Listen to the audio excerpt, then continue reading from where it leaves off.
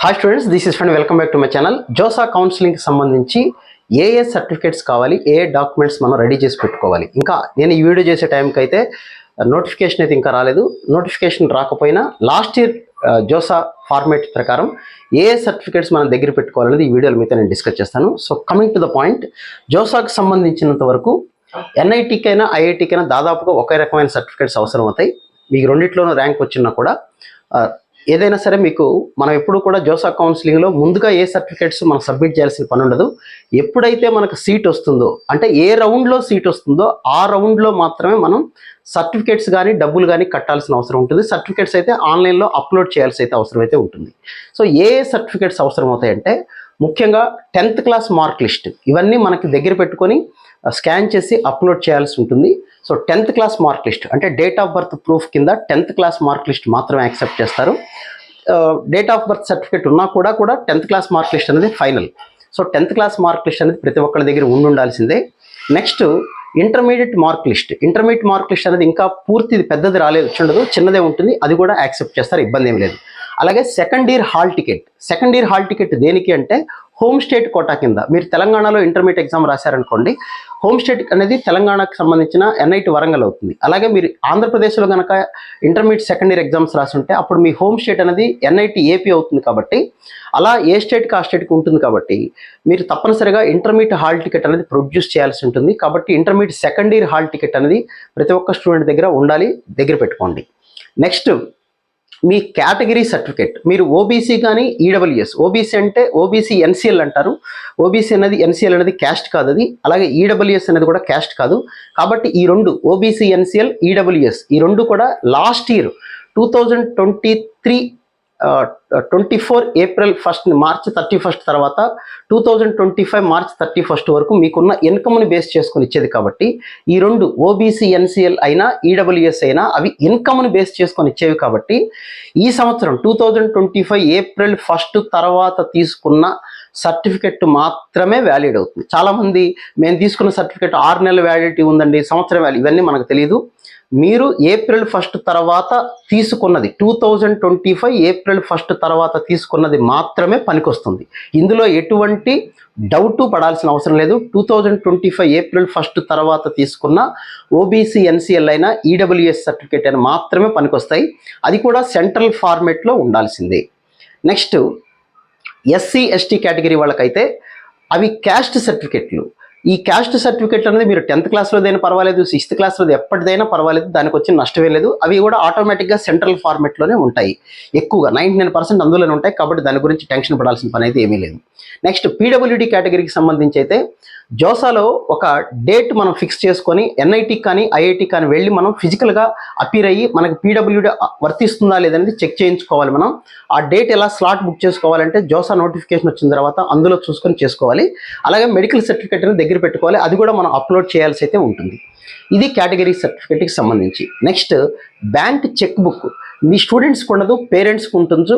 ఒకవేళ passbook cheque book లేని parents ఎవరైనా ఉన్నట్లయితే పాస్బుక్ ఫ్రంట్ పేజీ ఫోటో ఉంటుంది, అలాగే అకౌంట్ నెంబర్ కనపడుతుంది, ఐఎఫ్ఎస్సి కోడ్ కనపడేలాగా అది కనపడినా చాలు. దాన్ని ఒక ఫోటో తీసుకొని, లేదా చెక్ బుక్ ఉంటే చెక్ బుక్, క్రాస్ చెక్ అంటారు, అలా ఇలా కొట్టేయటం అనమాట. చెక్ కొట్టేసి అది ఫోటో తీసుకొని అప్లోడ్ చేయాలి. ఎందుకు అంటే జోసాలో మీరు డబ్బులు కట్టి ఒకవేళ జాయిన్ అయ్యి లాస్ట్ రౌండ్ అప్పుడు మీరు వద్దనుకొని క్యాన్సిల్ చేసుకుంటే ఆ డబ్బులు మీ అకౌంట్కి ట్రాన్స్ఫర్ అవ్వడం కోసం మాత్రమే. సో తప్పనిసరిగా ఇదొకటి ప్రతి స్టూడెంట్ మనం అప్లోడ్ చేయాల్సిన విషయం అయితే ఉంటుంది. తర్వాత మెడికల్ సర్టిఫికేట్. ఈ మెడికల్ సర్టిఫికేట్ అనేది ఫార్మేట్ లాస్ట్ ఇయర్ది పర్వాలేదంటే తీసుకోకండి. 2025 నోటిఫికేషన్ వచ్చిన తర్వాత అది మీరు యాజ్ పర్ 2025 ప్రకారం మెడికల్ సర్టిఫికేట్ ఎప్పుడు ఒకే రకంగా ఉంటుంది. కానీ వాళ్ళు అడుగుతారు 25 ఫార్మేట్ అని. ఎందుకు మనకు అంత గొడవ వచ్చింది, కొద్దిగా లేట్గా అయినా తీసుకోవచ్చు. సో నోటిఫికేషన్ వచ్చిన తర్వాత అందులో ఉన్న ఫార్మేట్ ప్రింట్అవుట్ తీయించుకొని, ఎవరైనా గవర్నమెంట్ డాక్టర్ అనే పని లేదు, ప్రైవేట్ డాక్టర్ అయినా, అంటే ఇక్కడ పశువుల డాక్టరు ఇలాంటి వాళ్ళు పనికిరారండి. అలాగే ఆయుర్వేద డాక్టర్ అవి కూడా పనికిరాదు. ఎంబీబీఎస్ అయి ఉండాలి. ఎంబీబీఎస్ చదివిన ఏ డాక్టర్ అయినా సరే, వాళ్ళు గవర్నమెంటా ప్రైవేట్ అనేది మనకు అనవసరం. ఆ డాక్టర్ సిగ్నేచర్ చేయాలి, వాళ్ళకు ఒక నెంబర్ ఉంటుంది, ఆ నెంబర్ దాని మీద ఉండాలి, డేట్ ఉండాలి, స్టాంప్ ఉండాలి. ఈ 3 ఉండాల్సిందే.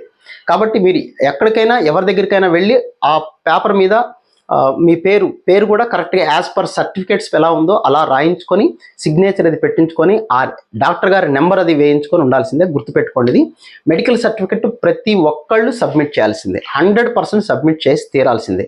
ఇప్పుడు దానికి తొందరపడకండి. నోటిఫికేషన్ వచ్చిన తర్వాత జూన్ 2 తర్వాత మీరు తీసుకొని ఆ డేట్ అది వేయించుకొని దగ్గర పెట్టుకోండి. ఇవి మనం అప్లోడ్ చేయాల్సిన సర్టిఫికేట్స్. ఇంకా డబ్బులు ఎలాగో కట్టాల్సి ఉంటుంది, అది సీటు వచ్చిన తర్వాత మనం అప్లోడ్ చేయాల్సిన సర్టిఫికేట్స్ ఇవి. ఇంకా వాళ్ళకి ఏమైనా డౌట్స్ వచ్చినట్లయితే ఆధార్ కార్డు ఒకటి దగ్గర ఉండాల్సిందే. ఆధార్ కార్డు మనం అప్లోడ్ చేయాలంటే ఆధార్ కార్డు నెంబర్ వేస్తాం. అలా ఆధార్ ఆల్రెడీ ఎగ్జామ్ రాసినప్పుడే వెరిఫై అయి ఉంటుంది కాబట్టి ఆధార్ కార్డు కూడా అడిగితే మనం అది కూడా అప్లోడ్ చేయాల్సి అయితే ఉంటుంది. తర్వాత చాలామందికి డౌట్ వచ్చేది ఏంటంటే మైగ్రేషన్ సర్టిఫికేట్ ఏం అవసరం లేదండి. At the time of joining మీరు సిబిఎస్ఈ వాళ్ళకే అవసరం అది. ఓకే, సో అలాంటిది ఏమన్నా అవసరం ఉంటే మీకు డెఫినెట్గా చెప్తాను. ఇది లాస్ట్ ఇయర్ ఎన్ఐటీలకి ఏం కావాలి, అదే మన ఐఐటీలకి ఏం కావాలి, వాళ్ళు ఇచ్చినటువంటి అఫీషియల్ డేటానే. దానిలో మళ్ళొకసారి చదువుతున్నారు. 10th class mark list, intermediate second year mark list, అదే intermediate pass mark list, admit card, అదొకటి చెప్పడం మర్చిపోయాను. అడ్మిట్ కార్డు జనవరిదైనా ఏప్రిల్దైనా ఖచ్చితంగా కావాల్సిందే. అలాగే ర్యాంక్ కార్డు ఖచ్చితంగా కావాల్సిందే. ర్యాంక్ కార్డుని తప్పనిసరిగా కావాల్సిందే. అడ్మిట్ కార్డు, ర్యాంక్ కార్డు గుర్తుపెట్టుకోండి. అలాగే మీ కేటగిరీ సర్టిఫికేట్ ఏదైతే ఉందో అది కావాలి. అలాగే bank cheque, crossed bank cheque, అలాగే మెడికల్ సర్టిఫికేట్ కావాల్సిందే. ఇంకంతకు మించి వివరాలు ఏం అవసరం లేదు, మనం అప్లోడ్ చేయాల్సింది ఏం అవసరం లేదు. ఇది వాళ్ళ ప్రకారం లాస్ట్ ఇయర్ డేటా ప్రకారం. ఇంకా ఏమన్నా మీకు డౌట్స్ ఉంటే జోసా కౌన్సిలింగ్ స్టార్ట్ అయినప్పుడు లైవ్లో మనం డిస్కస్ చేద్దాం. ఒకసారి జాగ్రత్తగా చెక్ చేసుకోండి, టెన్షన్ పడాల్సిన పనేం లేదు. ఆ సర్టిఫికేట్ అని దగ్గర పెట్టుకొని స్కాన్ చేసి అప్పుడు అప్లోడ్ చేయాలి. ఎంత జీబీలో అప్లోడ్ చేయాలి, ఎంత ఫైల్ అది ఏంటనేది అక్కడ వచ్చిన తర్వాత మాత్రం తెలుస్తుంది. ఇలాంటివి ఏమన్నా మీకు అప్లోడ్ చేయడంలో ఇబ్బంది ఉంటే మీరు కంప్యూటర్ సెంటర్కి వెళ్ళి, నెట్ సెంటర్కి వెళ్ళండి, వాళ్ళైతే స్కాన్ చేసి అప్లోడ్ చేస్తారు. లేదా మీరు కూడా చేసేయచ్చు. ఈ కాలంలో ప్రతి ఒక్క మొబైల్ ఫోన్లోనూ కూడా స్కానర్ ఉంది కాబట్టి పెద్ద ఇబ్బంది అయితే ఏమీ ఉండదు. ఓకే, ఇది సర్టిఫికేట్స్ మనం ఏమేమి సబ్మిట్ చేయాలి ఆ రోజున. ఇది ఆన్లైన్లో మాత్రమే సబ్మిట్ చేయాలి, మనం ఎవరికి కూడా చేతికి ఇవ్వాల్సిన పని లేదు. ఈ సర్టిఫికేట్స్ అనేది కరెక్ట్ అవునా కాదనేది వాళ్ళు చెక్ చేస్తారు.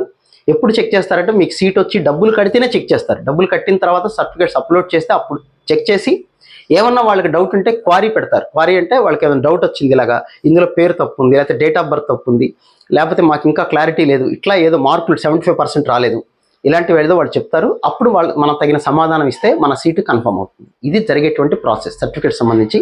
ఇంకేదైనా డౌట్ ఉంటే కామెంట్ సెక్షన్లో మెన్షన్ చేయండి, మీకు రిప్లై ఇవ్వడానికి అయితే ట్రై చేస్తాను. So wish all good luck guys. ఇంకో వీడియోలో మళ్ళీ కలుద్దాం. Thank you.